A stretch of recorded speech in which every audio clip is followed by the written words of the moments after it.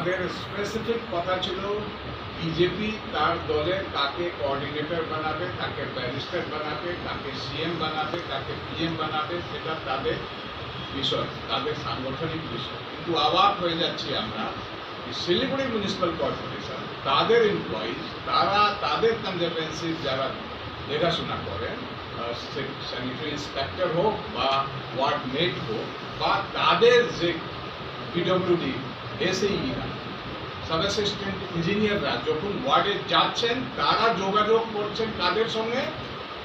সেই কোঅর্ডিনেটর, বিজেপির দ্বারা ঠিক করার কোঅর্ডিনেটর। কোঅর্ডিনেটর কেউ হতে পারে, তার সাংগঠনিক দায়িত্ব হতে পারে, কিন্তু তারা সাংগঠনিক দায়িত্ব থেকে এগিয়ে তারা প্রশাসনিক দায়িত্ব অ্যাভেল করছেন, প্রশাসনিক দায়িত্ব তারা এনজয় করছেন। এটা কার নির্দেশে?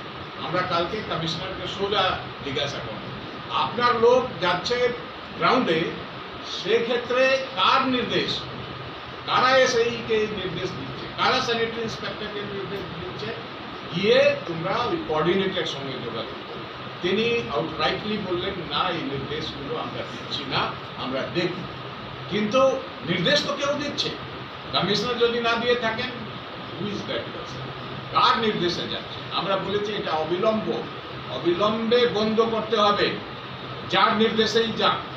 আমরা কালকে মিট করে এটা বুঝতে পেরেছি কি কর্পোরেশনের অধিকারীরা জানে এরকম ঘটনাগুলো ঘটছে, তারা জানে।